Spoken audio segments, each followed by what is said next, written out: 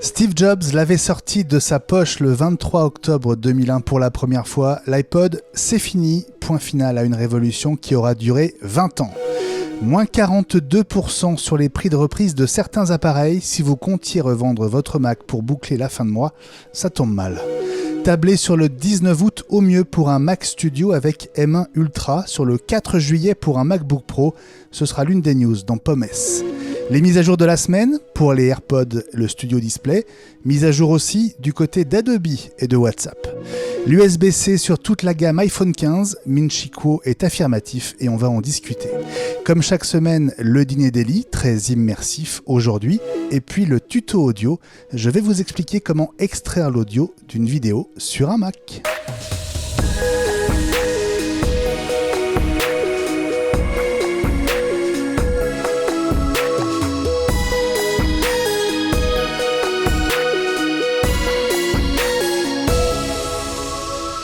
Jeudi 12 mai 2022, bonjour à toutes et à tous et bienvenue dans iWeek, la semaine Apple, le podcast de référence sur l'actu de l'écosystème Apple.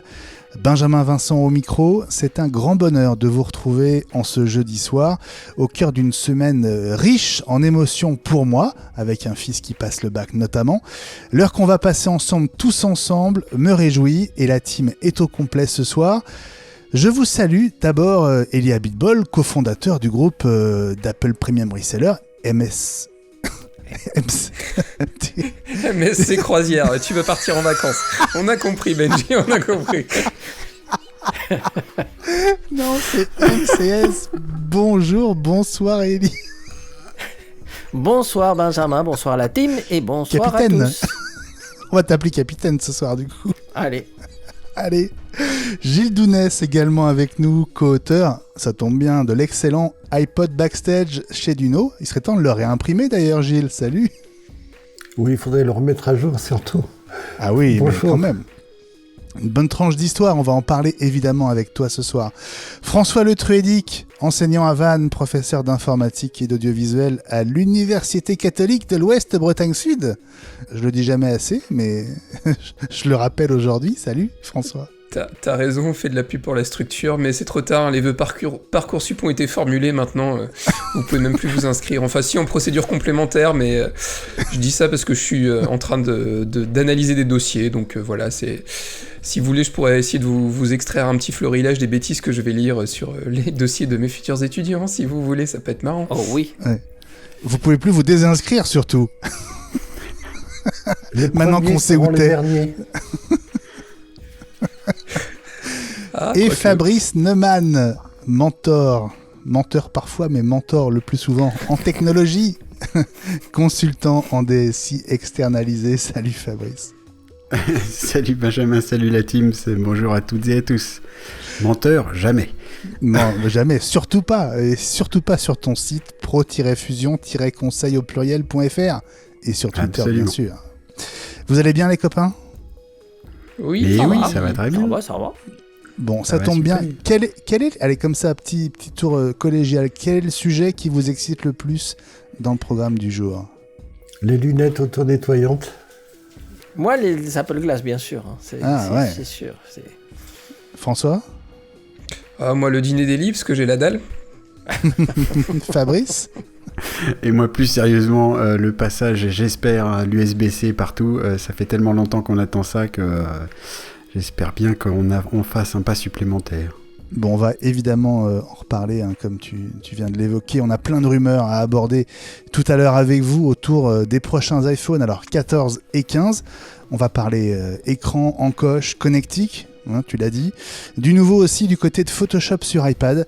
Mais d'abord, dans 3 secondes, l'iPod, c'est fini.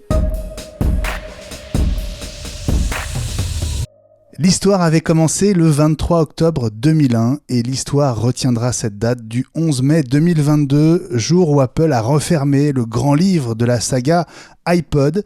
Souvenez-vous, tout avait commencé avec le grand Steve à l'ancien QG du One Infinite Loop dans l'ancêtre du Steve Jobs Theater, cette petite salle baptisée Town Hall où la presse avait été invitée pour une annonce mystérieuse autour d'un produit numérique révolutionnaire. Entre parenthèses, ce n'était pas un Mac. C'est ce que disait Apple d'ailleurs ce jour-là. Hein. Et ce jour a révolutionné l'industrie musicale. On allait le découvrir au fil des mois et des années suivantes. Il a aussi largement contribué à la renaissance d'Apple après l'iMac et avant l'iPhone. Allez, avant de tirer notre référence à l'iPod, on va se donner des frissons en se souvenant comment tout ceci avait commencé. And we are introducing a product today that takes us exactly there. And that product is called iPod. iMac, iBook, iPod. What is iPod? iPod is an MP3 music player, has CD quality music, but the biggest thing about iPod is it holds 1,000 songs. Now, this is a quantum leap because for most people, it's their entire music library. This is huge. You can take your whole music library with you right in your pocket. Never before possible. An iBook is really portable, but this is ultra portable. And let me show you what I mean. iPod is the size of a deck of cards. A deck of cards. We didn't stop there. iPod has got Apple design. We've got one of the best design teams in the world, and they have done a remarkable job. And let me show you. This is what iPod looks from the side. Again, about 3/4 of an inch thick. I'm going to show you the back first because I'm in love with it. It's stainless steel. It's really, really durable. It's beautiful. And this is what the front of it looks like. Boom.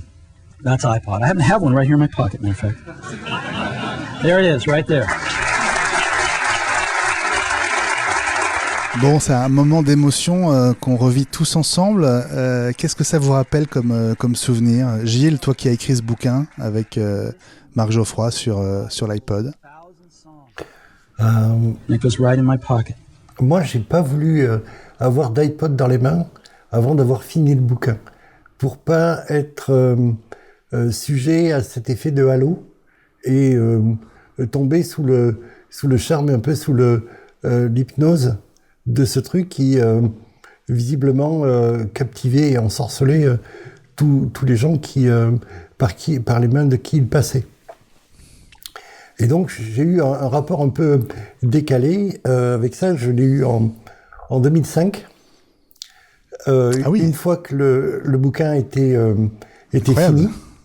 Ouais, dernière ligne. Le 19 juillet, le truc part à la correction et très vite après, je manipule le truc et je tombe totalement sous le charme. Fabrice, ton souvenir de ce lancement, est-ce que tu t'en souviens? Est-ce que tu as eu un iPod rapidement? Raconte-nous. Non, j'ai jamais eu d'iPod. Le seul iPod que j'ai vraiment touché, c'est l'iPod Touch que j'avais offert à ma fille il y a quelques années. Mais sinon, non, j'en ai eu dans les mains, mais j'ai pas de grands souvenirs. C'est marrant. L'iPod m'a marqué comme marqueur de l'histoire d'Apple, mais pas de mon histoire personnelle. François, ton histoire à toi avec l'iPod? Moi, je le regardais avec envie, mais je l'ai découvert tardivement, je te dirais 2004, 2005. Mais pour l'anecdote, avec ma première paye de prof, d'enseignant, je me suis payé un iPod, à l'époque l'iPod vidéo, le noir, qui fonctionnait toujours, que j'ai utilisé pendant très très longtemps, et qui un jour, la batterie a eu la mauvaise idée de gonfler. Et je ne m'en suis pas rendu compte, et manque de bol, ça a bien pété l'écran, mais il a été démonté, on a enlevé la batterie, mais je voulais recommander une batterie, j'ai jamais pris le temps de le faire, mais je trouve que ça reste un engin assez marquant d'une génération, et tu vois, j'avais pas revu la vidéo, et c'était intéressant de la revoir, parce qu'on se rend compte qu'en fait, on retrouve tous les gimmicks que pouvait utiliser Steve Jobs, le fait de la répétition, l'insistance sur certains mots, le parallèle comme on a pu l'avoir avec le MacBook Air dans l'enveloppe, il y a plein de petites choses et voilà, je trouve que c'est une bonne piqûre de rappel et ça fait toujours plaisir aussi de revoir Steve Jobs en forme.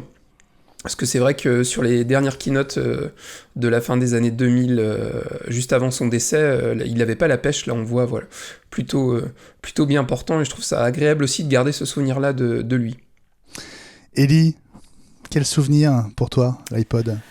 Oh ben écoute, 20 années passées avec ce type d'appareil, nous on l'a eu évidemment dès le début et on a eu tous les modèles après. Ce que ça m'a rappelé, à part le plaisir de revoir Steve, c'est combien la technologie peut changer en 20 ans. Parce que là, les jeunes qui nous écoutent et qui nous regardent, on les a perdus au début de l'émission. Quand on te dit toute votre bibliothèque musicale en 5 gigas, 1000 chansons, on les a tous perdus parce que eux, ils ont des téraoctets, ils ont des dizaines de milliers de chansons. Ils n'ont plus rien sur leur... en plus. Absolument. Sur leur support. Mais t'imagines qu'à l'époque, c'était totalement révolutionnaire et en fait, Steve s'était battu avec Toshiba pour avoir le prototype du disque 1,8 qui n'existait pas. Oui, c'était un prototype en fait. Il l'avait en labo, il ne savait pas quoi en faire. Donc... Et ils ont acheté tout le stock. C'est ça. Voilà. L'exclu. Il n'y avait pas de pénurie de composants à l'époque. Ouais, c'est vrai. Juste pour vous raconter, moi j'ai un souvenir au moment du lancement de l'iPod, donc c'était un mois plus tard, c'était en novembre de mémoire. J'étais à Londres à l'époque il y avait un salon dédié à l'univers Apple, qui était un peu l'Apple Expo britannique, je ne sais pas si vous vous souvenez. Et il se trouve que j'étais à Londres le jour de la sortie de l'iPod et les gens se battaient pour en trouver en fait. Il était dispo en petite quantité. Déjà. Ouais. Et j'avais fini par en trouver un. J'ai un souvenir d'un prix de 500 €. Est-ce que ça vous rappelle quelque chose? C'était pas l'euro déjà. C'était pas encore l'euro. C'est en 2002 D'accord. l'euro. Alors, bon, ok. En tout cas, j'avais, je le dis avec un peu de regret parce que je ne sais pas ce qui est devenu ce premier iPod que j'ai eu, que j'ai peut-être au fond d'un carton ou alors que j'ai perdu. Et parce que je crois qu'il valent assez cher, hein, les iPods originaux. Alors, s'ils ne sont pas déballés en plus, c'est des vraies pièces de collection. Juste cette interruption, cette fin de chapitre pour l'iPod qui tombe maintenant, comment est-ce que vous l'expliquez? On va refaire un petit tour de table. Ellie? Parce qu'il ne se vend pas. Enfin, il ne se vend plus. Il a été totalement cannibalisé et remplacé par l'iPhone. C'est-à-dire que chez nous, on a vendu... Alors, j'ai quand même une anecdote. Le dernier iPod qu'on a vendu, c'était il y a presque 4 ans. 4 ans. Non. Hein. Mais je t'assure. Et... ils mettent donc fin au produit et ce matin, il y a un client qui veut commander un iPod. Tu le crois ou pas? Ce matin. Comme ça. C'est normal. Parce que le communiqué de presse est passé hier, en fait. Le 10 mai, pas le 11. D'accord. Et donc, les derniers qui étaient disponibles sont en rupture de stock maintenant dans la plupart des configurations sur le site d'Apple, et ça sera le cas chez les autres, dans les autres canaux de distribution, c'est normal. Ouais. Oui, parce qu'Apple a précisé qu'ils écoulaient les stocks en fait. Hein. Oui, c'est ça. Il n'y a pas d'interruption comme ça radicale aujourd'hui, enfin hier plutôt, parce que ça se passe entre le 10 et le 11 mai, un peu selon les heures locales, mais tant qu'il y a du stock, tant que vous pouvez en trouver, vous pourrez en acheter, mais... Bon, mais c'est une bonne leçon alors à il ne doit pas en rester beaucoup. D'après ce que j'entends, c'est une bonne leçon. Donc si on veut booster les ventes d'un produit, on va faire courir le bruit qui s'arrête et les gens vont se précipiter pour le commander. François, sur l'arrêt de l'iPod, là maintenant, au bout de 20 ans et des poussières? La vraie question, c'est, je me trompe peut-être, mais est-ce que la fabrication s'était pas arrêtée il y a très très longtemps ? Je pense pas qu'ils aient décidé aujourd'hui d'arrêter la production. Je pense que la production était à l'arrêt depuis un paquet d'années. Tu me poserais la question de savoir de quand date la dernière révision de l'iPod Touch. Je serais bien en peine de te le dire. J'aurais dû faire bien mon travail et aller vérifier avant l'émission, mais j'ai pas pris le temps de le faire. Mais je pense qu'on va avoir, comme le dit Ellie, les gens vont se ruer sur cet iPod pour le côté collector, à l'image de ce qu'on avait pu connaître quand l'iPod classique, qui était vraiment le descendant du premier iPod, s'est arrêté. Les gens se sont rués dessus. Et je vais prendre un exemple encore plus récent, le HomePod classique, qui se vendait pas. Depuis qu'ils l'ont arrêté, il se vend en occasion le prix qui se vendait en neuf, quoi. Donc, il y a l'aspect rare. Et je t'avoue qu'à un moment, je me suis dit, tiens, je vais peut-être me prendre un iPod Touch quand même neuf. Je vais le laisser dans l'emballage. Et puis peut-être que dans quelques années, ça vaudra cher. Mais je me dis, si c'est pour que la batterie commence à gonfler, est-ce que ça vaut le coup ? Je sais pas. Hélas. Fabrice, on en parlait dans High Five hier, de l'explication derrière l'arrêt de ce produit. En fait, ça t'étonnait presque qu'il ait survécu aussi longtemps. Oui, alors je rejoins François, je pense que la fabrication a été arrêtée depuis longtemps déjà. La dernière révision date de 2019. Le dernier iPod Touch était équipé d'un processeur A10, Fusion, ça s'appelait à l'époque, pas Bionic. Et la révision avait été faite, j'ai vérifié uniquement en fait parce que l'iPod Touch, donc ça c'était l'iPod Touch de 7e génération, la 6e génération est équipée d'un A8. Et ils ont fait la révision parce que l'A8 lui-même n'était plus fabriqué, donc il fallait bien, puisqu'ils voulaient garder ça encore au catalogue quelque temps, mettre un A10 dans l'iPod Touch. Mais globalement, depuis toutes ces années, et depuis notamment l'arrivée de l'iPad mini, l'iPod Touch qui était en gros l'iPhone pour les enfants, beaucoup, on pouvait offrir ça aux enfants, sans téléphone. C'est ce que j'ai fait moi avec ma fille. Non, bien sûr, c'est ça que je veux dire, c'est que c'était alors ça avait l'avantage aussi d'être moins cher naturellement, puis plus léger. Un iPod Touch c'était moins de 90 grammes si je me rappelle bien. Donc voilà, mais avec l'iPad mini, pour les enfants finalement c'était bien adapté, un peu plus cher, mais enfin abordable, etc. Donc je pense effectivement que c'était plus fabriqué depuis longtemps. Et puis donc on a notre musique sur les smartphones. Sur l'iPhone, on peut même streamer parce qu'effectivement on n'a plus besoin de télécharger depuis son ordi. Et puis pour ceux qui ont une Apple Watch, ils peuvent même faire stocker ça sur l'Apple Watch pour écouter directement sur leurs AirPods sans fil. Voilà, donc c'est la fin d'une époque, la fin d'une ère parce que c'est maintenant dépassé technologiquement parlant. Même l'iPod Touch, on sourit des 1000 chansons, mais l'iPod Touch était donc dépassé aussi. En nombre d'exemplaires vendus, en centaines de millions ou peut-être même plus d'ailleurs, est-ce qu'on a une idée du total sur l'ensemble de son histoire et par rapport à l'iPhone, est-ce que l'iPod c'est plus vendu que l'iPhone ou pas, Gilles? J'ai entendu parler de 450 millions d'exemplaires au total. Donc on est très loin des ventes de l'iPhone alors. De l'iPhone, mais très très loin. C'est un peu l'intuition de Bill Gates qui avait dit ne croyez pas à l'iPod en disant mais de toute façon les gens veulent un appareil dans leur poche et qu'est-ce que c'est le téléphone. Il avait dit ça marchera jamais.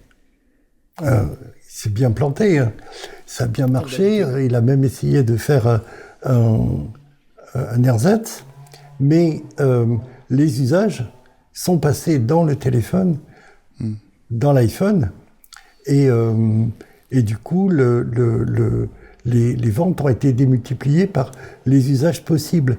Il y avait quelque chose de très important pour l'iPod, qui est resté là longtemps, c'était le podcast et l'apprentissage des langues.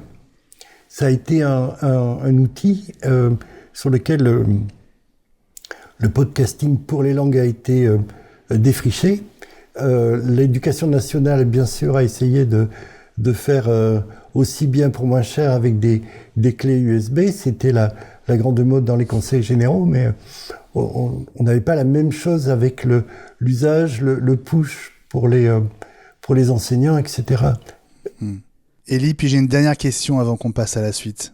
Oui, juste quelques chiffres. Donc, j'ai fait une petite recherche pendant que Gilles parlait. Et figurez-vous que Les Échos a publié un dossier aujourd'hui sur l'iPod, évidemment. C'était le bonjour. Et donc, je confirme 450 millions d'exemplaires vendus. Et ouais. Ce qui était intéressant, c'est que l'année 2008, c'est vraiment l'apogée, car Apple a écoulé 9,1 milliards de dollars de ventes iPod, et ça représentait 50% du chiffre d'affaires d'Apple. Dingue, hein? Waouh. Ça a longtemps été la vache à lait, et c'était aussi un sujet d'effarouchement, et les analystes jouaient à se faire peur en disant que c'était une part démesurée dans le chiffre d'affaires d'Apple. Comment a été l'iPhone après? Voilà, c'est ça. J'ai une question à vous poser pour finir. Le produit qui succède, qui prend le relais de l'iPod, qui disparaît pour vous, c'est quoi aujourd'hui dans la gamme chez Apple? C'est Apple Music. Après, ça passera partout. Ça Alors, passera par le... Gilles, pardon, je pensais aux produits hardware, pardon. Oui. Oui, mais c'est une vraie bonne réponse. Moi, je trouve que y a rien d'autre à dire, parce que justement, on n'a pas besoin de prendre, de compter son catalogue musical, etc. On a un abonnement Apple Music ou Spotify, etc. C'est ça le vrai successeur. Je suis entièrement d'accord avec Gilles. Mais sur quel device ça peut Voilà, être... merci Ellie, merci de comprendre le sens de ma question, merci. Oui, Moi, mais je y a dirais pas que au départ, c'est l'iPhone qui a remplacé tout naturellement, parce que même les jeunes qui écoutent le plus de la musique l'utilisent sur leur iPhone, avec un abonnement, hein, mais ils l'utilisent sur un iPhone. Et j'ai entendu que Apple voudrait que ce soit l'Apple Watch, mais l'Apple Watch aujourd'hui n'est pas encore assez utilisé pour écouter de la musique. Donc pour l'instant, c'est l'iPhone. François, la voix Moi, de la sagesse. Je suis sur la ligne de Fabrice et Gilles, et je trouve que la réponse de Gilles n'est pas la réponse que tu attendais, mais je trouve qu'elle est assez pertinente, parce qu'au final, aujourd'hui, la musique, on peut l'écouter partout. À l'époque, la musique digitale, entre guillemets, c'était l'ordi pour synchroniser ou pour écouter, et le baladeur, mais aujourd'hui, tu l'écoutes sur ton Alexa, sur ton HomePod, sur ta montre, sur ton iPad, sur ton iPhone, sur le tout, quoi. Donc au final, ouais, je pense que Mais Apple a été fin une fois de plus, et je vous entendais dans i5 en parlant du futur, enfin, c'était avant-hier d'ailleurs pour être précis. Les lunettes, je pense que Apple a toujours eu un coup d'avance sur le baladeur MP3, sur l'iPhone, sur la tablette dans une certaine mesure, sur la montre connectée aussi. Et il faut que ça continue, quoi, parce que Apple sait se renouveler, et comme vous le disiez tout de suite, et je vais synthétiser comme ça, on disait Apple est trop dépendant de l'iPod, Apple est trop dépendant de l'iPhone. Dans quelques années, on dira peut-être Apple est trop dépendant des Apple Glasses. On l'espère. À suivre les amis, Pommes, les mises à jour, puis les rumeurs de la semaine, mais avant tout ça, l'info de la semaine, le coup de massue pour ceux qui espéraient un bon prix de reprise pour leurs produits Apple. À tout de suite. L'info de la semaine, c'est donc ce coup de sabre d'Apple sur les prix de reprise de la plupart de vos anciens appareils. Les montants proposés par Apple ont perdu sans préavis il y a quelques jours jusqu'à 42%. C'est notamment le cas pour l'iMac Pro, dont le prix de reprise aux US vient de passer de 2500 à 1380 $, et dans le meilleur des cas. Si on regarde les autres produits, alors par exemple pour le MacBook, on passe de 315 à 220 $, pour le MacBook Air de 490 à 400 $, pour le MacBook Pro de 1350 à 1000 $, baisse aussi pour les iPads avec l'iPad Air qui passe de 335 à 290, l'iPad Pro de 680 à 655. Du côté des Apple Watch, la série 2, il n'y a plus moyen de récupérer le moindre dollar en échange. Elle n'est plus bonne que pour le recyclage. Toutes les autres séries de la 3 à la 6 perdent 20 $. Et puis les iPhones ne sont pas concernés par cette baisse. L'iPhone 12 Pro Max reste le mieux coté avec un prix de reprise jusqu'à 650 $. Ellie, toi qui es un peu l'homme le plus au courant de toutes ces affaires-là, qu'est-ce qui se passe ? C'est quand même très très très significatif, 42% de révision à la baisse. Peut-être qu'ils veulent faire un ménage de printemps financier, parce que, Apple, c'est le prix de reprise chez Apple. Maintenant, il y a peut-être des gens qui vont reprendre plus cher si jamais il y a un marché pour ça. Il faudrait qu'on pose la question à nos amis de YesYes pour voir quel a été l'impact pour eux, puisque eux, ils vivent de ça. Mais maintenant, comme les gens, généralement, se réfèrent au prix Apple, j'ai pas de vraie explication, à part qu'ils n'ont pas vraiment envie de reprendre des produits à ce prix-là. François ? Moi j'ai une question, est-ce qu'il y a vraiment beaucoup de gens qui utilisent le système de reprise Apple ? Quand on voit les tarifs de reprise et la vraie cote de l'occasion, ça n'a jamais été rentable de faire reprendre son matériel Apple ailleurs. Il y a le côté simplicité de se dire on s'embête pas avec le Bon Coin ou avec le marketplace de Facebook, oui, mais vous gagnerez toujours à revendre votre matériel par vous-même, et le matériel Apple reste quand même très recherché. Nous, je sais qu'on vend régulièrement du matériel et on n'a jamais de souci pour revendre le matériel à du particulier, il n'y a aucun problème. Fabrice ? Alors, je rejoins François qui a finalement répondu à sa question lui-même, c'est-à-dire qu'il y a le côté simplicité de revendre à Apple.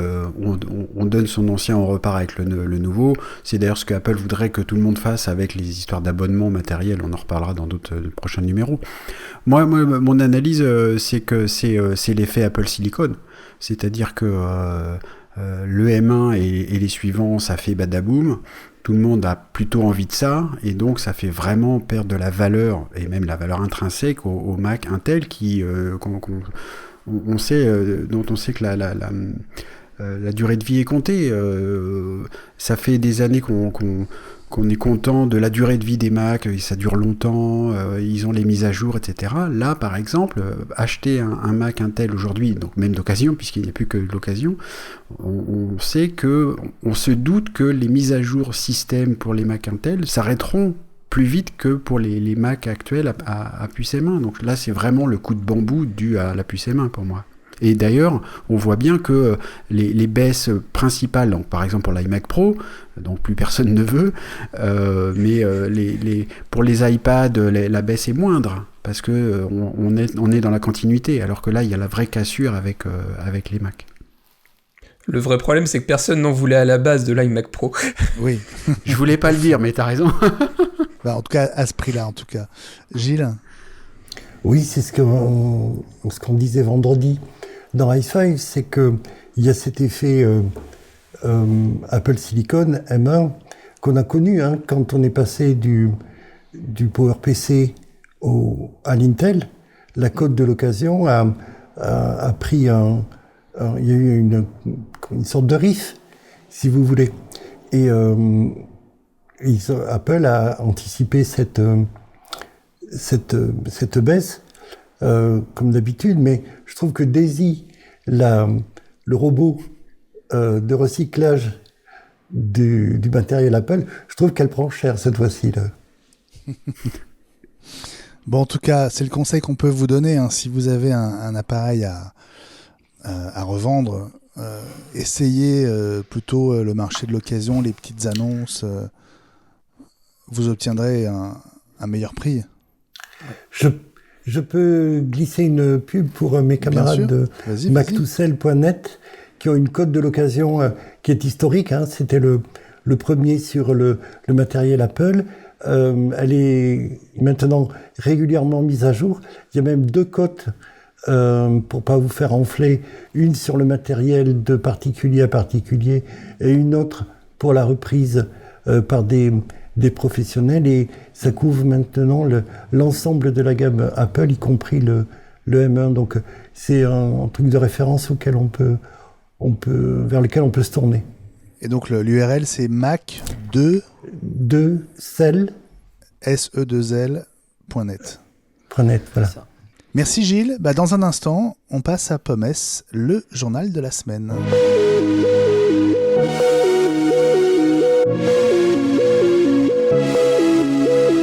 Pommes, si on commence par la production des MacBook Pro à l'usine Quanta de Shanghai, durement touchée par le confinement lié au retour du Covid.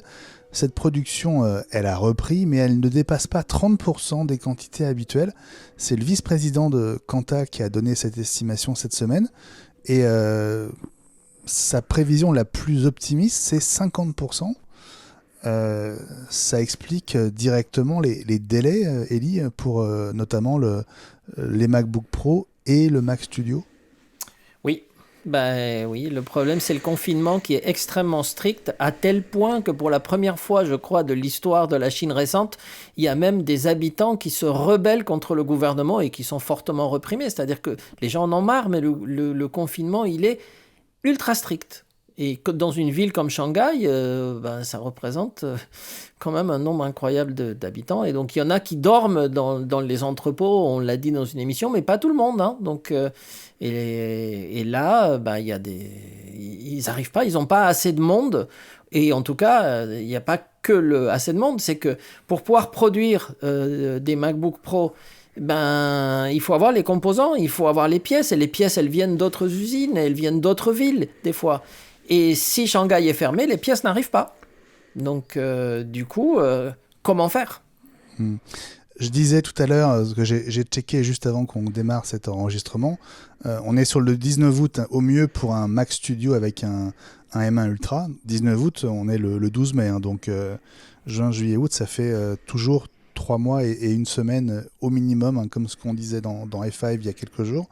Et pour le MacBook Pro, c'est au minimum le 4 juillet, donc presque 2 mois.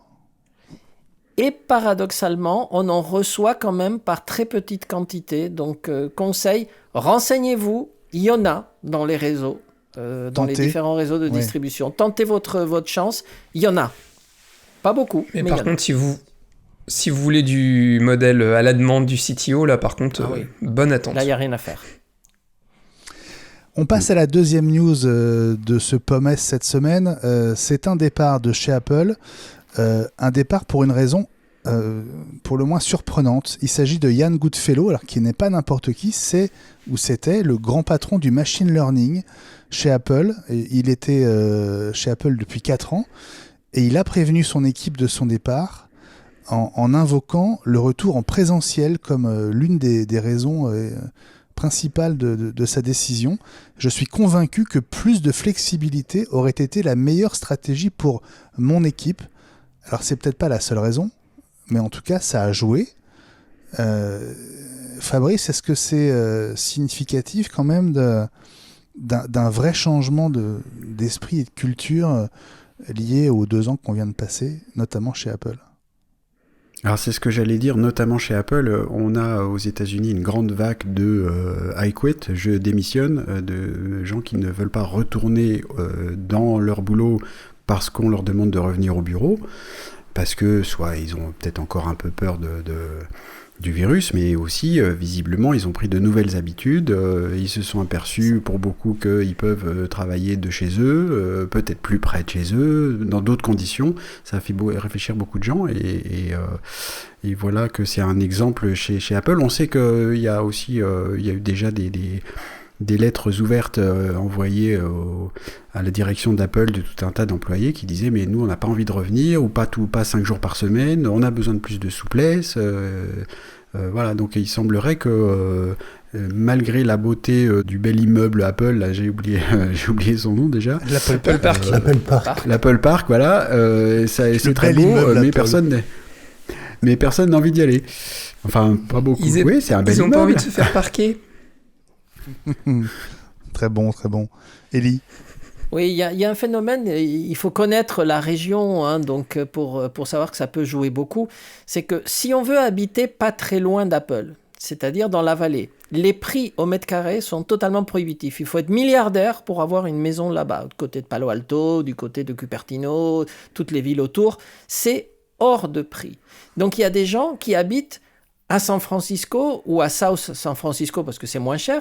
Et là, il faut savoir que le matin, il y en a pour 1 heure, 1h30 pour aller bosser. Et le soir, ça peut prendre 2 à 3 heures pour rentrer parce que les autoroutes sont saturées tout le temps. Et ça peut jouer quand pendant 2 ans, vous allumez votre ordinateur, vous êtes présent, vous appuyez sur un bouton, vous êtes chez vous et que vous savez que vous allez vous taper des heures de circulation. Il y a des gens qui doivent se dire non, ça me va pas. Gilles, est-ce que ce départ peut avoir des conséquences et jouer un effet d'entraînement en fait pour d'autres ? Il est le bon camarade en question, c'est plutôt symptomatique en fait. Tu parles de Goodfellow. Goodfellow, exactement. Depuis, on l'appelle Badfellow chez Apple. Hein. C'est ça. J'ai failli la faire dans i5, j'ai pas osé. L'enfant qui se dévoue.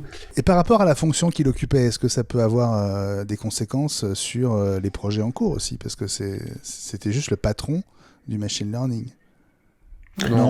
Non, parce que l'intelligence artificielle irradie partout dans toutes ces boîtes de la tech et il a des adjoints, il y a des gens qui seront ravis de prendre son poste avec autant de talent peut-être sans doute pas puisqu'il venait de chez Google et c'était à la base c'était un universitaire donc il n'avait pas volé sa position, mais il y a un turnover de toute façon dans ces boîtes et ça va. Ce qui est plutôt inquiétant, c'est le fait que ça soit au sommet de la hiérarchie que ça arrive et que le symptôme, le malaise doit être profond. La troisième news de la semaine dans ce POMES, elle nous emmène en Grande-Bretagne avec un début de mini-scandale autour d'Apple et de TikTok. Je ne sais pas si vous avez suivi cette histoire, mais c'est l'histoire d'une fillette de 10 ans qui se trouve être autiste, à qui ses parents ont offert un nouvel iPhone pour Noël. Ils lui ont confié sans activer aucune des sécurités dont est doté l'iPhone, notamment sur l'App Store. Et la fillette a fait 23 achats in-app après avoir été convaincue par un créateur dans TikTok de cliquer, quoi. Voilà. Et donc, les parents ont reçu une facture de près de 2500 €. En recevant la facture, ils se sont retournés contre Apple en demandant à ce que les achats soient annulés et remboursés.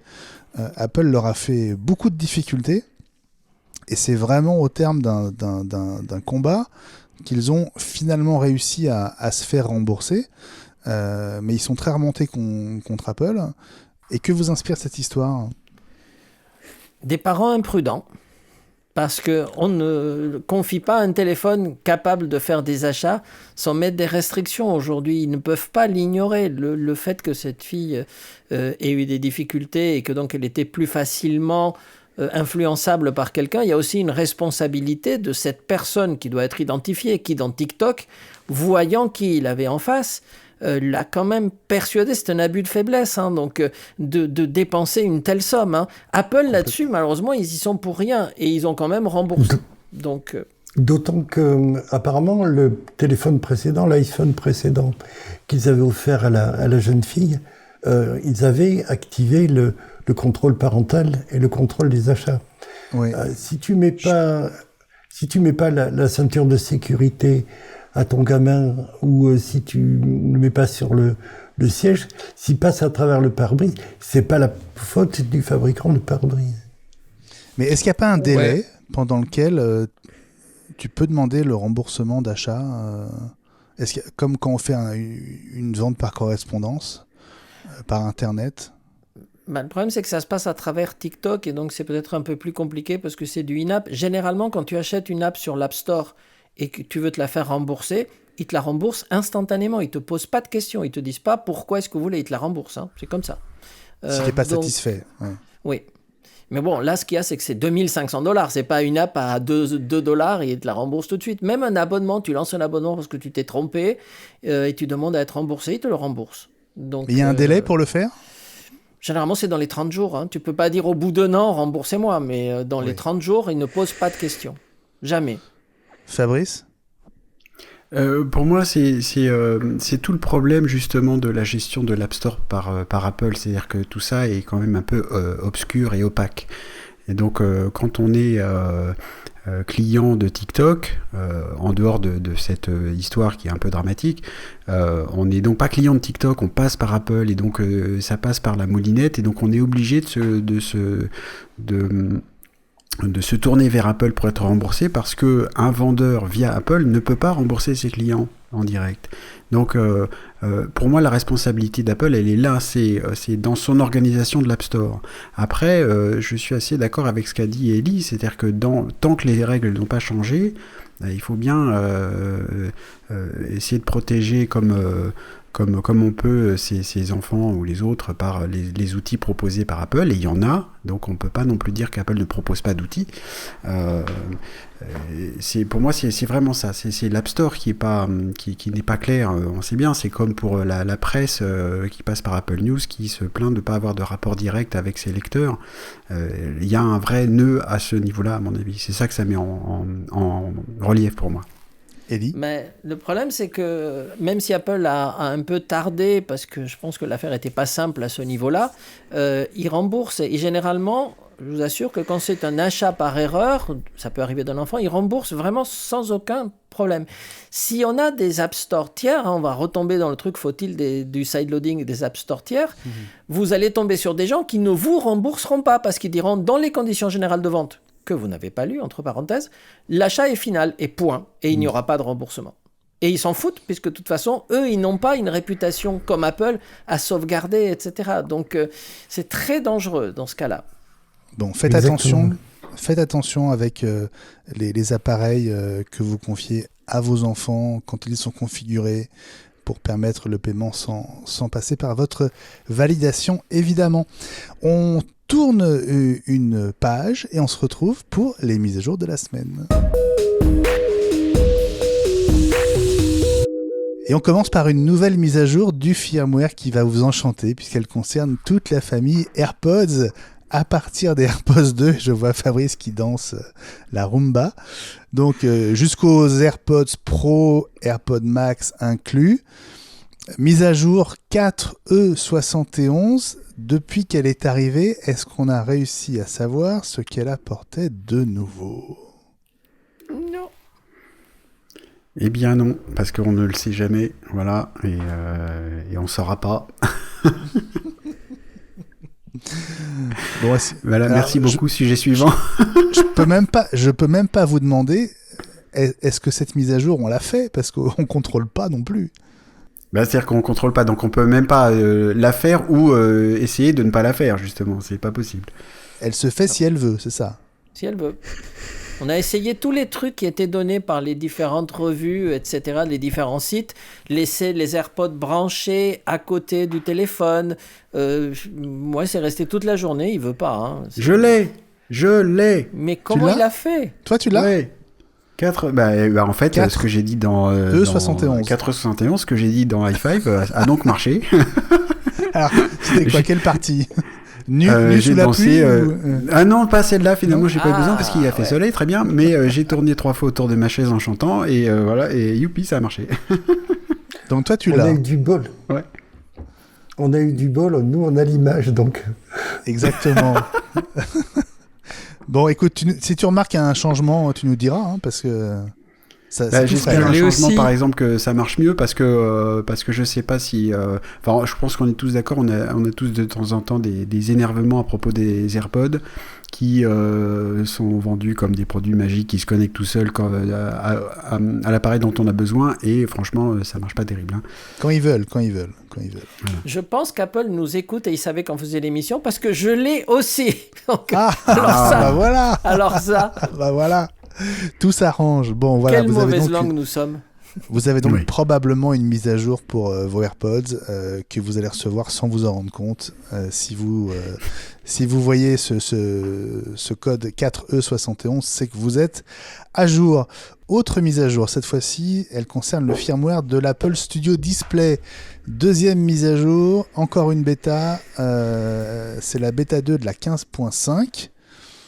Est-ce que tu as eu des nouvelles, Ellie, toi qui disposes de ce nouveau moniteur ? Et oui, mais le problème, si tu veux, c'est que pour la faire, il faut justement pouvoir installer cette bêta 2 de la 15.5 qui s'installe à partir du moment où tu as la bêta de Monterey, parce que sinon tu peux pas. Et donc le problème, c'est que moi, ma machine où je joue avec mes bêtas n'est pas équipée d'USB-C. Et donc, le moniteur, je ne peux pas le connecter, le Studio Display. Donc, du coup, je ne peux pas faire la mise à jour. Alors que j'ai fait les mises à jour, justement, les bêtas, pour être sûr de pouvoir le faire. Et puis après, j'ai cherché toutes sortes d'accessoires pour pouvoir brancher de l'USB-C sur du Thunderbolt ou sur... Et il n'y a pas. Donc, comme c'est la seule façon de connecter le Studio Display à un Mac, si le Mac n'a pas d'USB-C, c'est mort pour l'instant. Donc, il faut attendre que ce soit une version finale pour pouvoir y arriver. Je peux te poser la question de ceux qui suivent, mais ont un problème comme moi. On a dit que le Studio Display tournait sous iOS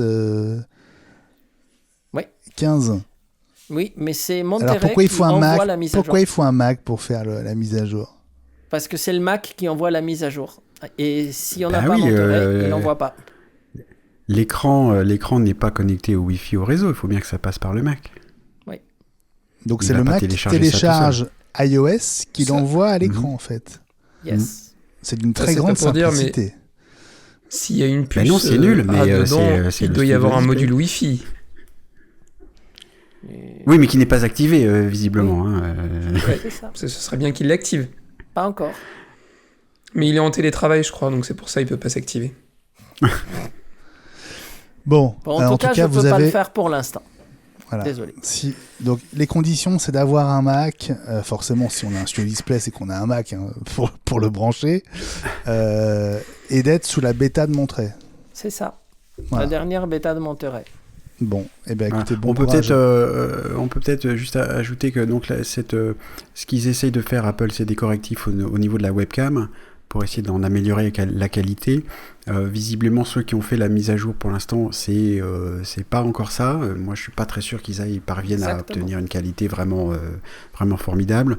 Au niveau de cadre centré, en gros, ici, ils ont remonté un peu le visage parce qu'il était trop au milieu de l'écran pour certains. Et donc maintenant, quand le cadrage est plus... le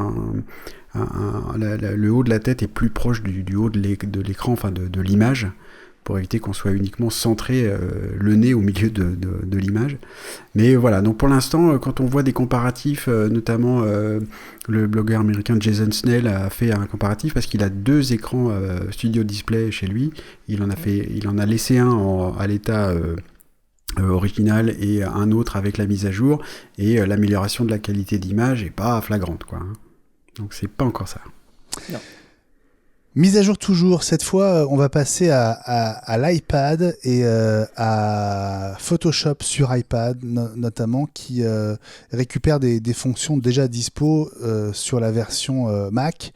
Donc, c'est la version 3.6, si je ne dis pas de bêtises, oui, de Photoshop pour iPad, qui profite un peu plus de l'intelligence artificielle d'Adobe pour faire du remplacement de contenu un peu magique, c'est-à-dire que si vous faites une photo par exemple dans un champ de tournesol et qu'il y a 3 personnes au milieu des tournesols que vous voulez supprimer, en gros vous passez votre doigt sur les gens et puis automatiquement Photoshop va non seulement enlever les intrus mais remplacer la matière derrière les gens pour que on ne voit pas que l'image a été manipulée. Du nouveau aussi du côté d'Adobe toujours, mais cette fois Premiere Pro avec donc une version 22.4 qui ajoute notamment l'encodage hardware à la fois avec les Mac M1 et les Mac Intel, et Adobe dit que les temps d'export pour des vidéos H265 10 bits en 4.2.0, ceux qui savent comprendront, peut aller 10 fois plus vite grâce à cette mise à jour. Bon, 10 fois plus vite, c'est pas mal. C'est énorme. On précise que les utilisateurs sous Windows ont le même genre de bénéfices. Une nouvelle version aussi de WhatsApp sur votre iPhone, sans doute. Si vous avez de la chance, elle a dû arriver sans que vous vous en rendiez compte. Avec 3 nouveautés. D'abord, le transfert de fichiers et la taille maximale des vidéos passe de 100 mégas à 2 gigas. On était coincé à 100 mégas depuis 2017, depuis que la fonction était arrivée. Deuxièmement, les chats de groupe, c'est vraiment si vous avez besoin, passe de 256 à 512 personnes au maximum. Oui. On ne sait jamais, ça pourra peut-être nous servir un jour.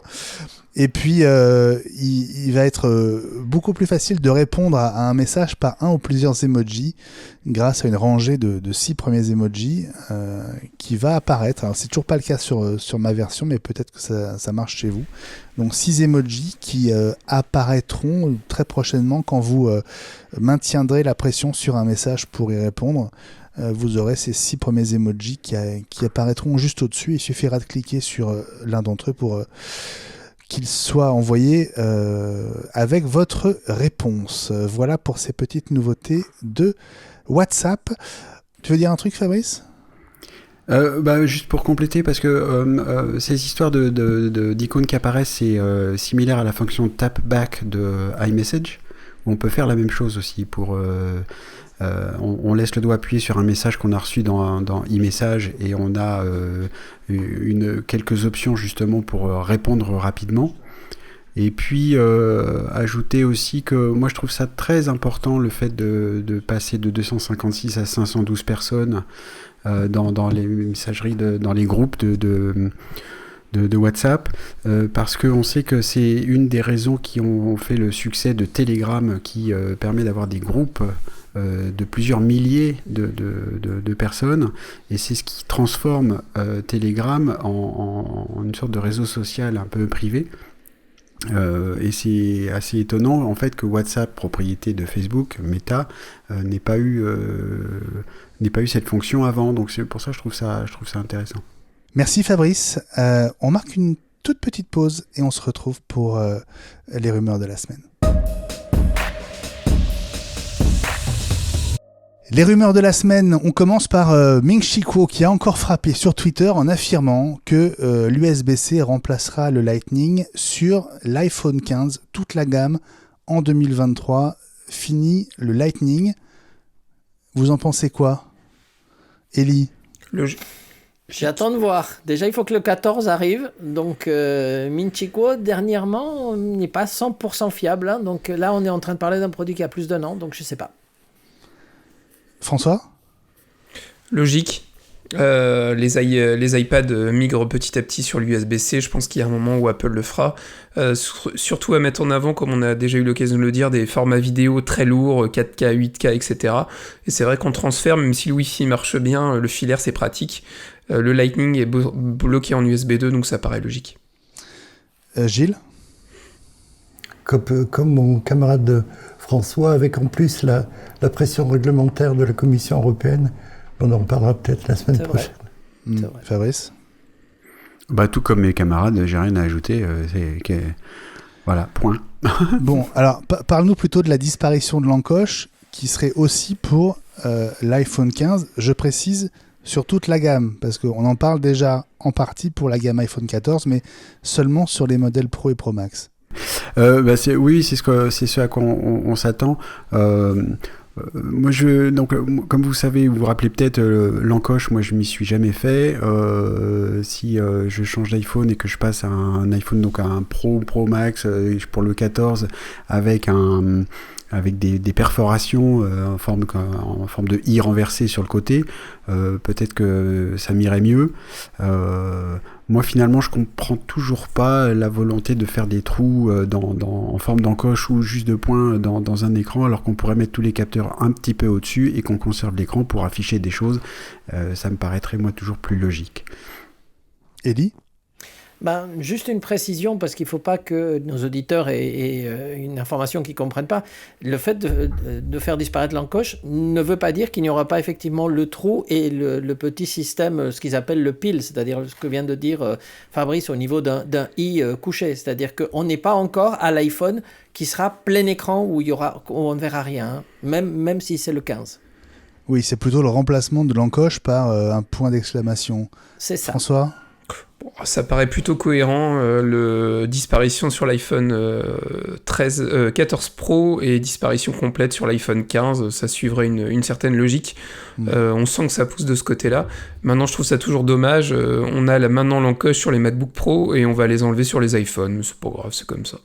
Bon, Gilles, ça te parle ? L'écran a gagné un tout petit peu et à droite et à gauche dans les coins, et Apple il s'en sert pour afficher donc l'heure, et puis les états de batterie à droite, le Wi-Fi et l'état de la connexion du réseau GSM. Donc voilà, si on peut gagner encore de la place au milieu maintenant, tant mieux, mais ça m'a jamais choqué plus que ça. Ok. Alors, autre rumeur à propos de l'iPhone 14, le Pro et le Pro Max, concerne les tailles d'écran selon des dimensions très précises que Ross Young, l'analyste, a tweeté. plus 0,06 pouces pour le 14 Pro selon lui, plus 0,01 pouces pour le 14 Pro Max. Bon, retenez juste que les écrans seraient très très très légèrement plus grands sur la prochaine gamme d'iPhone Pro et Pro Max. Petit coup de chapeau à Ken Pilonel, cet ingénieur qui avait déjà frappé un grand coup en créant le premier iPhone avec un port USB-C, on en parlait tout à l'heure, à la bricole, hein, vraiment en démontant et en faisant un gros boulot d'ingénierie pour remplacer le Lightning par un port USB-C. Eh bien, il vient de recommencer un exploit comparable, cette fois avec un étui d'AirPods. Il a aussi remplacé le port Lightning par un port USB-C. Et comme on le disait avec Fabrice dans i5, c'est hyper bien fait. C'est-à-dire qu'on a presque l'impression que c'est un produit d'origine Apple, François. Ouais, c'est assez bluffant. C'est toujours marrant de voir à quel point ce que ne fait pas Apple, d'autres sont capables de le faire à sa place. Maintenant, voilà, ça reste du bricolage et c'est pas à la portée de tout le monde. Maintenant, je pense qu'Apple y passera à un moment ou à un autre et abandonnera le Lightning. Ça peut pas être autrement. C'est dans l'ordre des choses, donc sur tous les périphériques, ce sera le cas aussi. On reparle des Apple Glass dans les rumeurs de la semaine avec un nouveau brevet déposé par Apple.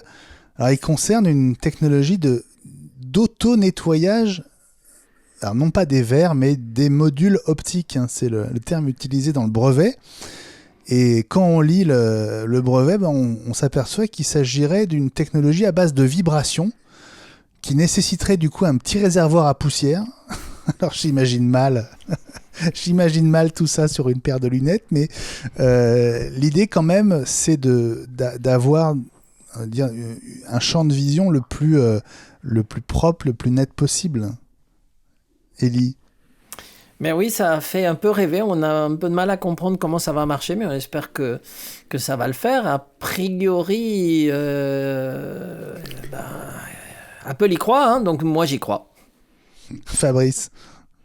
Moi, je me marre parce que il dit ça fait un peu rêver et j'imagine le petit tiroir à poussière qui sort des lunettes. Alors moi, ça me fait pas rêver, quoi. C'est ça. Non, mais des lunettes toujours propres, ça fait un peu rêver, hein. C'est vrai. Écoute, moi, ça me fait penser. Vous connaissiez les lunettes avec des essuie-glaces quand il y avait de la neige? Oui. On est un peu limite lunettes essuie-glaces, je trouve. Exactement. Bon, ça fait aussi penser à la fonction de l'Apple Watch qui fait aussi vibrer si on se baigne avec dans une piscine, on peut faire vibrer pour faire sortir l'eau du haut-parleur de l'Apple Watch. Pas faux. Ils se sont peut-être inspirés de ça. Voilà. Donc il y a des choses à faire quand même sur les appareils électroniques qu'on porte pour les tenir propres et utilisables. Et si ça marche aussi bien que sur les capteurs d'appareils photo, je pense qu'ils peuvent s'épargner beaucoup de peine et de coûts de fabrication et laisser tomber. On espère pour toi, ça marche pas? Pour toi, ça marche pas? Non, ça marche. Il y a toujours des trucs à la longue qui restent. Qui restent, ouais, c'est pas faux. Alors, on reparle aussi d'écrans pliables dans les rumeurs de la semaine. Alors, c'est en liaison avec une techno que Samsung utilise déjà pour son Z Fold 3. Ça consiste en fait à rendre l'écran très très fin en supprimant l'une des couches, la couche polarisée, dont en fait l'utilité serait transférée à un filtre de couleur intégré directement dans le film principal de l'écran. Ça permettrait de faire un écran LED encore plus fin, tellement fin qu'il pourrait se plier. Et apparemment, Apple continue de travailler sur le sujet. On cherche toujours l'usage, hein, parce que Samsung ne nous a pas complètement convaincus pour l'instant. Alors j'ai un exemple à vous raconter si vous me donnez une petite minute. Pour vous raconter ma vie personnelle, j'ai quelqu'un qui est venu chez moi pour réparer une machine à laver. Et le gars est arrivé. Oui, et le gars est arrivé avec sa mallette à outils, ses tournevis, ses marteaux et tout ce qu'on veut. Je vous rappelle que je ne suis pas bricoleur, donc je ne sais même pas le nom des outils. Cela dit, il avait un Z Fold 3 avec lui. Et donc une fois qu'il a eu terminé, je lui ai demandé s'il en était content et comment ça se fait qu'il avait ça. Et il m'a dit « Ah oui, c'est génial, parce que donc lui, il utilise essentiellement l'écran externe, donc qui ressemble à un écran d'iPhone un peu allongé, mais souvent, il a besoin de montrer une pièce à un client en disant je vais vous montrer le catalogue, vous pourrez choisir, voilà combien ça coûte. Et à ce moment-là, il l'ouvre et il a un écran beaucoup plus grand et beaucoup plus confortable pour montrer au client. Et il m'a dit c'est génial, et donc ça me fait gagner du temps en lisibilité, etc. Je lui ai demandé ce qu'il pensait de la résistance aux rayures, du fait qu'il y avait une pliure au milieu de l'écran, ce que ça le gênait. Ça le gêne pas du tout, et il était vraiment ravi. Il a ça depuis 6 mois, et c'était la première fois que j'avais un exemple grandeur nature d'un usage de smartphone pliable que j'ai trouvé vraiment intéressant. Lui, par exemple, le fait que ce soit un peu épais, un peu lourd, ça le dérange pas du tout. Il a déjà une mallette à outils qui pèse 12 kilos. Rajouter ça dans ses poches qui sont elles-mêmes pleines d'outils, ça le dérange pas du tout. Et et il avait aucun problème de fiabilité depuis 6 mois qu'il l'avait. Voilà, je trouvais ça intéressant. Bon, Ellie, pour toi, tu le disais dans High Five, l'épaisseur, c'est vraiment l'enjeu. Oui. Moi, je pourrais pas avoir un téléphone qui soit épais, même s'il se plie. Moi, je vois plus ça dans une tablette. Donc, mais on va voir si Apple arrive à faire un téléphone fin. Mais ce qui te manque, Ellie, c'est que toi, tu répares pas les machines à laver. C'est tout. Voilà. Pas encore. Maintenant, tout est possible. Maintenant que tu as du temps et que tu vas pouvoir récupérer ton épaule gauche. Exactement. Bientôt. Hein ? Bon, si vous espérez la 2e génération des AirPods Max, il va sans doute falloir vous contenter de nouvelles couleurs dans un premier temps. Mark Gurman, notre ami de Bloomberg, confirme dans sa newsletter Power On que de nouvelles couleurs vont arriver sans doute cet automne, en même temps que les AirPods Pro 2 qu'on attend. Ça fera quand même presque 3 ans, mais pas de 2e génération des AirPods Max là tout de suite. François, toi tu as rendu les tiens, hein ? Je vais pas tarder à les renvoyer parce que je trouve que c'est un très bel objet, mais ça ne me convient pas au niveau morphologique. Je rejoins un peu ce que disait Jean-Christophe à l'époque. Moi, c'est pas le poids qui m'a gêné, mais c'est aussi la pression sur les oreilles. Je dois avoir des grandes oreilles, c'est peut-être à force de se les faire tirer, je sais pas. Mais je trouve ça pas confortable sur la longue durée. C'est vrai que je les ai un peu achetés dans l'optique de les garder sur de longues sessions de travail. Et ça m'a pas convaincu, donc je les renvoie. Et je sais pas, peut-être me laisser tenter par des AirPods Pro ou par les AirPods 3 qui sont pas mal aussi, je pense. Bon, Jean-Christophe Vie, qu'on salue du côté de San Francisco, si j'ai bien suivi ces derniers périples. Sonos s'apprête à lancer son propre Siri. Ce serait prévu pour le 1er juin aux US dans un premier temps. Pour l'activer, ce sera pas très original. Ce serait Hey Sonos. Alors Ellie, une barre de son est annoncée, enfin en tout cas est pressentie. Une barre de son grand public, moins chère que les autres, et avec cet assistant vocal intégré. Oui, et qui sera compatible Apple Music. Et c'est ce qu'ils mettent en avant. Ouais, c'est plutôt une bonne nouvelle. Et puis allez, la dernière rumeur de la semaine, c'est un nouveau coup dur pour Will Smith.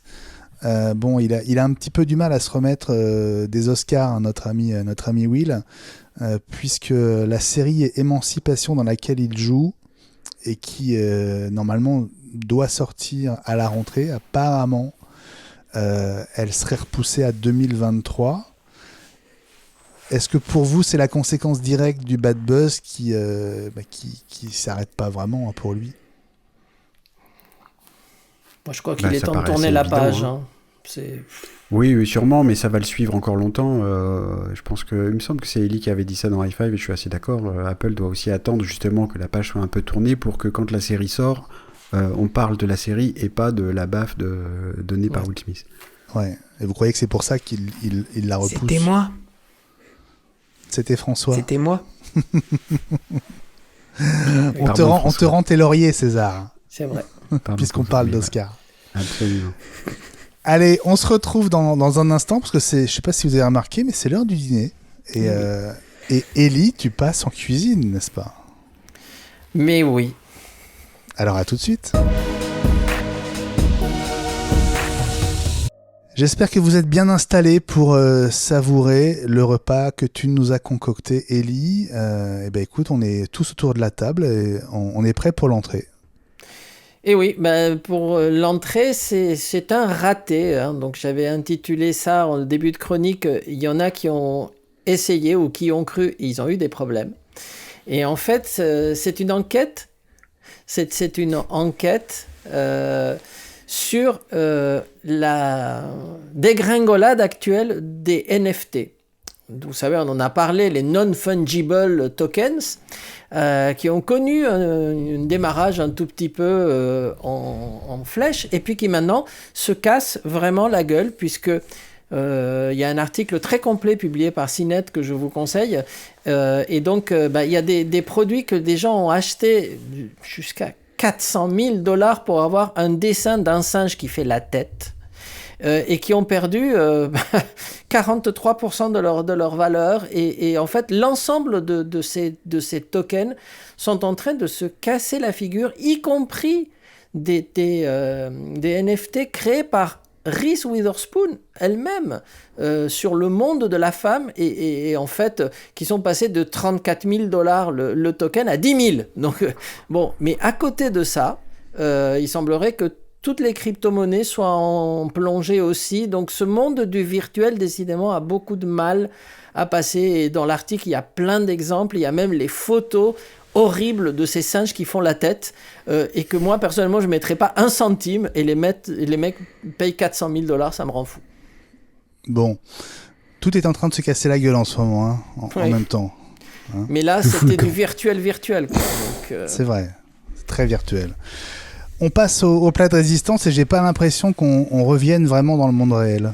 Non, on reste toujours là-dessus et on a la possibilité pour la première fois de voir à quoi ressemble la nouvelle boutique Meta qui ouvre, qui a ouvert hier, en Californie, et on voit, il y a des magnifiques photos, et on se rend compte d'un peu de ce que veut faire Meta. Je ne sais pas s'ils vont réussir, mais c'est une boutique en bois clair, hein, puisque vous n'avez pas les images à l'écran, mais où on voit des tas de lunettes, et ils ont fait un mur avec un énorme écran où il y a toujours le mec qui veut essayer le casque à réalité virtuelle qui se place et qui vit des aventures folles, et nous on regarde sur un écran géant les malheurs qui lui arrivent en fait. Je ne sais pas si c'est très intéressant, et à côté de ça on peut acheter les célèbres lunettes Ray-Ban de chez Meta qui vous permettent de prendre des photos n'importe où. Et donc de se faire casser la gueule régulièrement si vous prenez la photo d'une jeune fille qui passe à côté de vous et qui est accompagnée. Mais voilà. Donc la boutique a l'air très jolie. Maintenant, est-ce que ça va marcher ? Je ne sais pas. Mais comme elle vient d'ouvrir, il fallait en parler. Comme tu disais au départ, il y en a qui ont essayé. Samsung, etc. Sony. Heureusement qu'avec les moyens de Facebook, elle est jolie la boutique. Il manquait plus qu'elle soit très, pas très jolie. belle. Ouais. Bon, le dessert, Ellie. Mais oui, c'est du grâce concret, là, du concret. Oui, c'est du concret. Non, parce que c'est encore du virtuel, parce que ça ne s'est pas réalisé. Mais en fait, on apprend, grâce à Mark Gurman, encore une fois, qu'Apple avait des projets pour nous. Vous savez qu'ils cherchent à gagner de l'argent sur tous les services. Ah. Et donc, figurez-vous qu'ils ont réfléchi et fait une étude de cas pour livrer des courses à domicile chez les gens, un peu comme Uber Eats, donc, ou Deliveroo. Ils l'ont pas fait, hein, mais ils ont réfléchi, on a failli avoir ça. Apple chez soi, donc on téléphone et avec Apple Pay, on se fait livrer directement. Donc, mais ils croient qu'ils réfléchissent quand même à d'autres services et ils cherchent partout comment rajouter des services. Et donc, il y a un nouveau truc qui s'appelle Apple Pay Later, ce qui veut dire vous faites de l'Apple Pay, mais vous ne payez pas tout de suite, vous payez plus tard. Donc, voilà, ils cherchent tous les moyens. Vous n'avez pas d'argent, c'est pas grave. Achetez quand même, vous payez plus tard. Donc, Donc, ils veulent développer leur service et why not ? C'est pas le principe de l'Apple Card et des cartes de crédit aux États-Unis ? Oui, mais là, c'est un bon. En tout cas, ce dont parle Mark Gurman, c'est un service qui s'appelle Apple Pay Later. Et en fait c'est basé sur le principe du tap to quelque chose. Donc, une action très simple qui permet de déclencher un paiement Après, avec quel contrôle, je ne sais pas. On n'a pas les détails parce que pour l'instant, ce n'est pas encore opérationnel. Un pas de plus pour que Apple devienne une banque. Exactement, Fabrice. Merci Ellie pour ce dîner. Il est temps de se reconcentrer et de suivre mes conseils pas à pas. C'est l'heure du tuto audio. Comment extraire l'audio de vos vidéos ? Séparer le son d'une vidéo pour ne conserver qu'un fichier AAC ou MP3. Je ne sais pas si vous en avez l'utilité de temps en temps. Certainement. Oui, bien sûr. Oui. Moi, j'en ai tout le temps besoin. Je vous donne 2 moyens d'y arriver sur Mac. Alors, la première méthode, si vous êtes sous macOS Big Sur ou Monterey, elle est très simple. Il suffit de faire un clic droit sur une ou plusieurs vidéos dans le Finder. Un menu déroulant apparaît. Tout en bas, choisissez « Encoder les vidéos sélectionnées ». Une deuxième fenêtre va apparaître au centre de votre écran. Elle va remplacer la première. Elle est intitulée « Encoder le contenu multimédia ». Elle comporte un menu déroulant qui s'appelle « Réglages ». Vous cliquez dessus, vous déroulez jusqu'à « Audio seulement » pour extraire l'audio au format AAC avec une extension M4A. Ou vous pouvez aussi choisir Audio ProRes pour extraire le son en qualité non compressée. Vous validez et votre fichier audio nouvellement créé se retrouvera au même emplacement que la vidéo dont il est extrait. La deuxième méthode, elle consiste à ouvrir votre fichier vidéo avec QuickTime Player. Vous allez dans le menu Fichier, puis dans Exporter comme, puis vous choisissez Audio seulement. Vous donnez un nom à votre fichier, vous choisissez son emplacement et vous validez. Voilà 2 méthodes très simples pour récupérer le son d'une vidéo. La semaine prochaine, je vous expliquerai comment faire avec un iPhone ou un iPad grâce à un raccourci. Les coups de cœur de la semaine et on commence avec qui ? François. Ouais, moi je voulais juste faire un petit coup de cœur et un petit rappel. Vous avez la 3e édition de Command IT, les administrateurs, la conférence à destination des administrateurs et administratrices Mac, qui va avoir lieu le 9 et le 10 juin. C'est un jeudi et un vendredi, au Parc du Futuroscope, comme la première édition qui avait eu lieu en 2018. Donc c'est organisé par nos amis Guillaume Jette et Bertrand Pourcel. Donc je vous incite fortement, pour ceux qui sont de près ou de loin liés à ça, ça va être hyper intéressant. C'est des moments d'échange. On a eu l'occasion de s'y croiser il y a 3 ans déjà avec Benjamin et Ellie. On avait croisé Guillaume, Audrey était venue, Audrey Coulot aussi. Donc n'hésitez pas, les conférences promettent d'être vraiment intéressante. Et pour information, j'aurai la joie d'animer une conférence sur la gestion d'un parc Mac dans une université.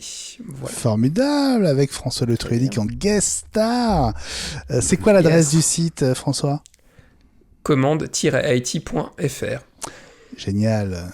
Bonne chance à nos amis pour ce nouveau numéro de Commande IT qui revient. Et c'est une très très bonne nouvelle. Fabrice, un coup de cœur ?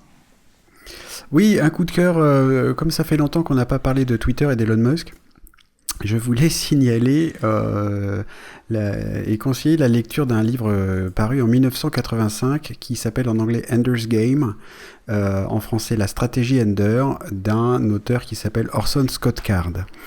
Et je signale ça. Alors, je mets une petite pincette. J'ai appris depuis que je l'ai lu, malheureusement, que l'auteur a eu quelques propos homophobes que je regrette beaucoup. Malheureux, ça, je vais mettre ça de côté, mais je voulais quand même le signaler. Ouais. Et sinon, dans ce livre, qui est un de mes livres préférés, je fais le lien avec Twitter parce que, donc, je rappelle, ça date de 1985, et il y décrit des réseaux comme Internet, mais aussi des réseaux d'échange, et une façon éventuellement de pouvoir gérer l'anonymat ou pas sur les réseaux. et avec deux réseaux de discussion. Imaginez 2 Twitter où sur l'un il y aurait l'obligation de parler sous sa propre identité réelle, et de l'autre un autre réseau sur lequel on pourrait être anonyme. Et c'est une grande partie du livre et de la gestion des personnages qui n'est pas du tout montrée dans le film, que je ne conseille pas, mais je conseille vivement la lecture de ce bouquin qui donne des idées sur ce que pourrait être la gestion de Twitter aujourd'hui. Et je trouve que c'est très fort, en plus d'être un bon bouquin, d'avoir écrit ça en 1985. Ender's Game, la stratégie Ender de Orson Scott Card. Merci Fabrice. Moi, mon coup de cœur, en fait, c'est juste un clin d'œil légèrement décalé à Dr. Dre. La petite vidéo qu'il a postée au moment de la vente de Beats lui a quand même fait perdre $200 millions, puisqu'elle a éventé l'annonce du rachat de Beats par Apple. Et dans cette vidéo, il se vante d'être le premier milliardaire du hip-hop. Je suis pas sûr qu'avec les 200 millions de moins, il puisse continuer à dire qu'il est devenu milliardaire grâce à cette opération. Voilà. La morale de l'histoire, c'est si vous avez une grosse affaire sur le point d'être annoncée par votre partenaire, ne lui volez pas la vedette.